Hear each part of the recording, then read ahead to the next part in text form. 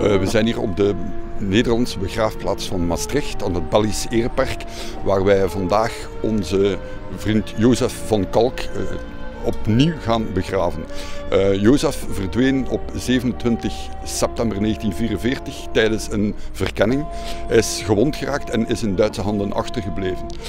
Sindsdien was er van hem geen enkel spoor meer. Door het vasthoudendheid van onze Nederlandse collega's van de Koninklijke Landmacht is men er dit jaar in geslaagd om via DNA-onderzoek Jozef eindelijk opnieuw een eigen graf te geven en niet zomaar als onbekende soldaat bij zijn strijdmakkers te laten liggen. Vandaar dat wij hier vandaag hem gaan herbegraven met alle militaire eer.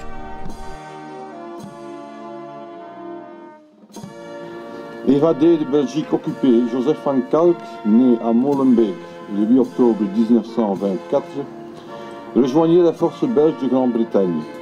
On l'imagine, enthousiaste, patriote et courageux, soucieux de servir son pays. Il sera affecté à la compagnie de la brigade Piron, où il subira le rigoureux entraînement britannique avant de rejoindre la 2e unité motorisée de la 1re brigade d'infanterie Libération. Le 27 septembre, parti en reconnaissance vers les lignes allemandes, dans les environs du village de Thorne, dans le Limbourg hollandais, Joseph van Kalk fut pris sous un feu intense et grièvement blessé, dut être abandonné par ses camarades aux mains de l'ennemi. C'est là qu'il décéda et fut enterré dans une tombe anonyme. Joseph van Kalk n'a jamais eu 20 ans. En 2015, les services de l'armée néerlandaise nous ont signalé avoir retrouvé les restes d'un militaire belge non identifié près de Willemstad.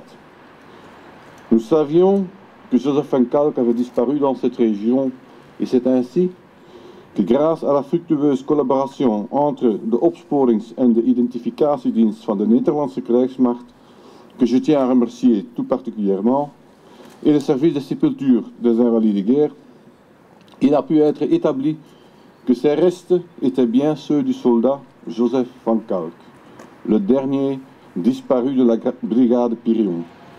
Joseph van Kalk was een van die duizenden en duizenden jongens en jonge mannen die een vaak erg prille leven gaven, opdat wij vandaag kunnen genieten van onze vrijheid en leven volgens onze democratische waarden. Maar evenzeer als de huldeblijken die wij hier vandaag etaleren voor deze persoon wil en moet deze plechtigheid kaderen in een groter belang, in een hoger doel. Met name het doel en het belang van de herinnering. Het levend houden en het doorgeven van de herinnering aan de komende jongere generaties.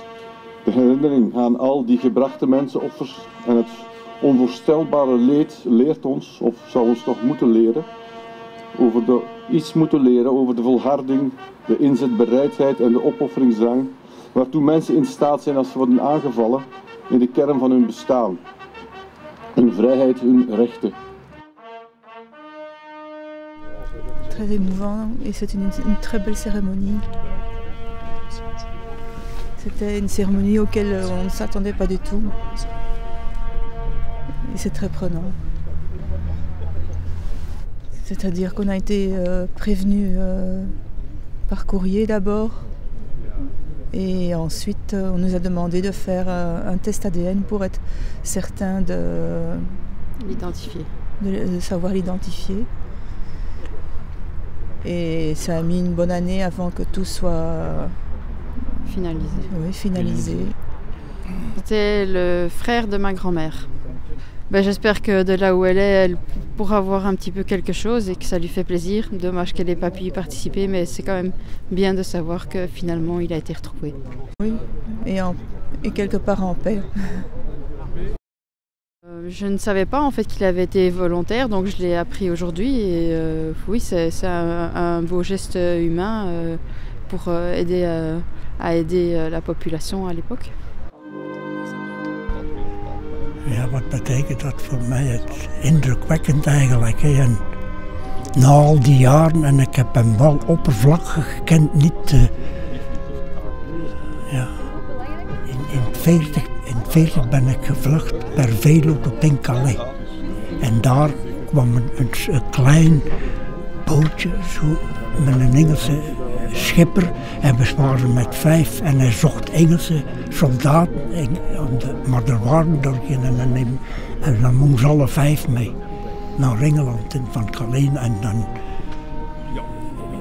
ben ik op 17-jarige leeftijd. Heb ik mij gemeld bij de Belgische strijdkracht. Heb ik op de Belgische ambassade ben ik toen gekeurd. Toen ik 17 jaar was, ben ik in het leger. Een verbintenis ondertekend voor de duur van de oorlog.